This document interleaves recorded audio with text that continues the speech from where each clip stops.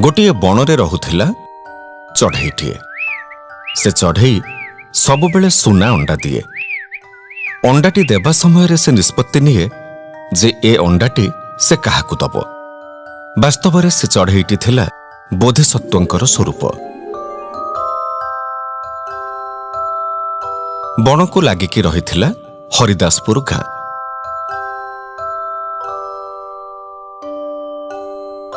से गाँव रे रहुथिले जणे चाषी।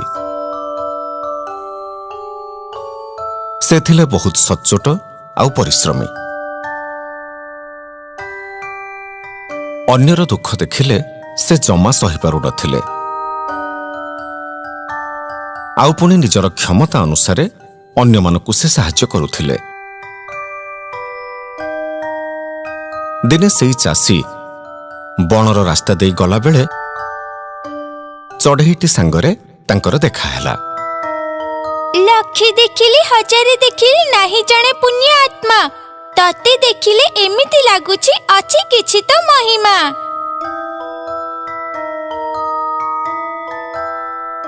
चढ़ईटी एई गीत गाई गाई चाषी चारिपटे घुरी बुलिला। तापरे चाषी आगरे बसी गोटे सुना अंडा देला। आउ चाषी मुह को चाही हसी हसी चढ़ईटी उड़ीगला।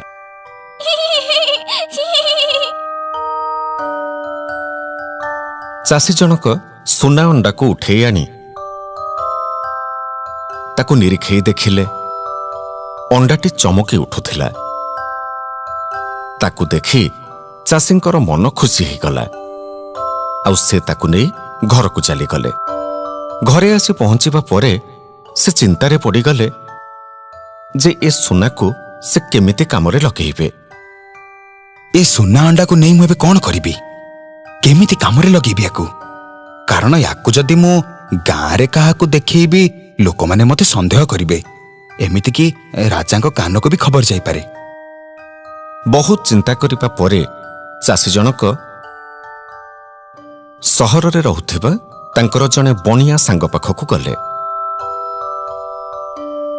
सेठी ताकू सबु कथा खोलिकी कहिले।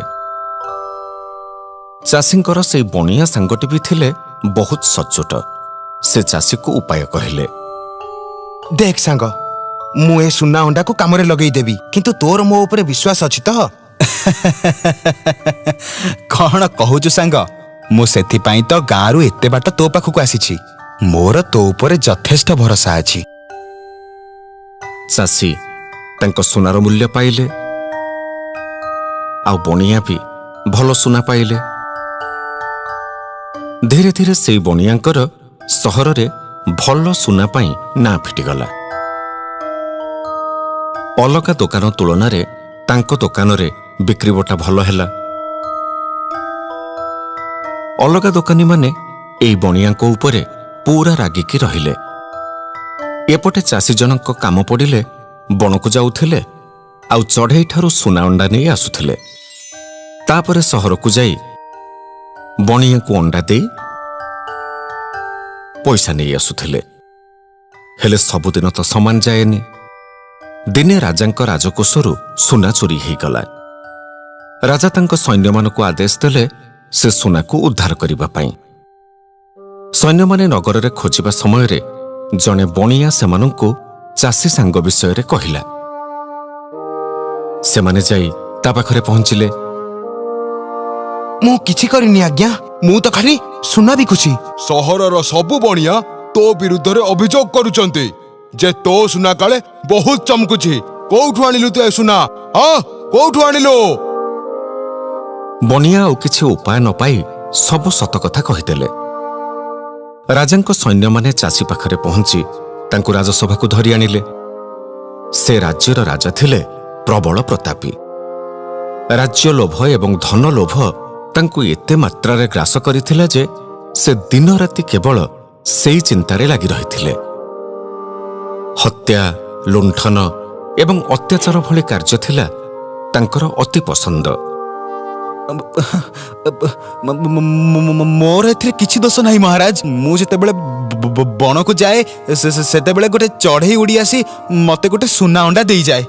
ତେବେ ଚାଲ, ତୋ କଥା ସତ କି ମିଛ ତାକୁ ଆମେ ବଣରେ ଯାଇ ପରୀକ୍ଷା କରି ଦେଖିବା। ରାଜା, ଚାଷୀ ଏବଂ ସୈନ୍ୟମାନେ ସମସ୍ତେ ବଣକୁ ଚାଲିଲେ।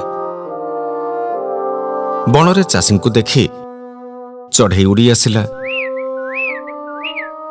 ହେଲେ ସେ ଅଣ୍ଡା ଦେଲାନି, ଖାଲି ବସି ବାହୁନିଲା।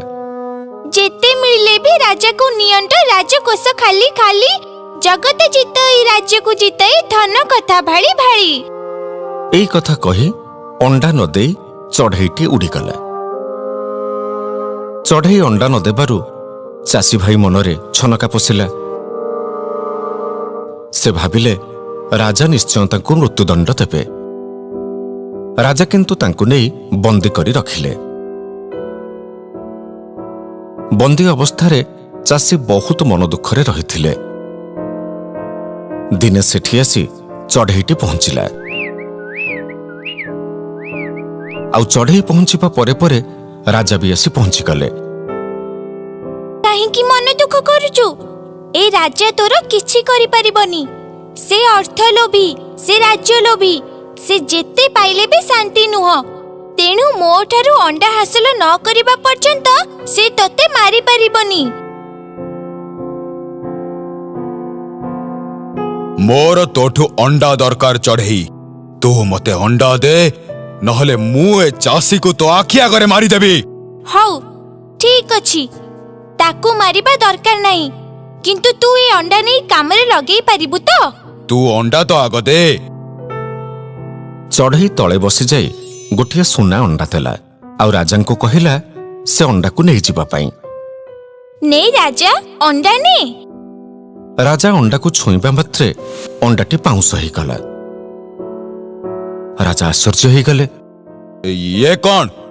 ଅଣ୍ଡା ପାଉଁଶ ହେଇଗଲା କାହିଁକି? ତୁ ପାପୀ ରାଜନ, ସେଥିପାଇଁ ଅଣ୍ଡା ପାଉଁଶ ହେଇଗଲା। ତୁ ତ ଜୀବନରେ ଯେତିକି ଅତ୍ୟାଚାର, ଅନ୍ୟାୟ ଏବଂ ପାପ କରିଛୁ ତାର କୌଣସି କ୍ଷମା ନାହିଁ। ଏ ଚାଷୀ ଭଲ ଲୋକ, ସଚ୍ଚୋଟ, ନ୍ୟାୟବନ୍ତ, ଧାର୍ମିକ। ସେଥିପାଇଁ ମୁଁ ଏ ଅଣ୍ଡା ତାକୁ ଦିଏ। ସେ ଲୋକଙ୍କୁ ସାହାଯ୍ୟ କରେ। ବେଳ ଥାଉ ଥାଉ ସୁଧୁରି ଯା ରାଜନ, ନହେଲେ ଆଗକୁ ଅସୁବିଧାରେ ପଡ଼ିବୁ। ରାଜା ବି ବହୁତ ଚିନ୍ତା କଲେ, ଅନୁଶୋଚନା ବି କଲେ, ଆଉ ଶେଷରେ ଗୋଟିଏ ନିଷ୍ପତ୍ତିରେ ପହଞ୍ଚିଲେ। ଏ ଚଢ଼େଇ ଯାହା କହିଗଲା ସବୁ ସତ। ଏବେ ନିଜକୁ ବଦଳାଇବାକୁ ପଡ଼ିବ। ରାଜା ବନ୍ଦୀମାନଙ୍କୁ ଓ ଚାଷୀଙ୍କୁ ମୁକ୍ତ କରିଦେଲେ। ରାଜକୋଷରେ ଥିବା ଧନକୁ ଗରିବଙ୍କ ମଧ୍ୟରେ ବାଣ୍ଟିଦେଲେ, ଆଉ ରାଜସିଂହାସନରେ ବସି ସେ ଜଣେ ସନ୍ନ୍ୟାସୀର ଜୀବନ ଅତିବାହିତ କଲେ। ପାପ ଇଚ୍ଛା ରଖି ଯେକୌଣସି କାମ କଲେ ସେଥିରେ ସଫଳତା ମିଳେ ନାହିଁ।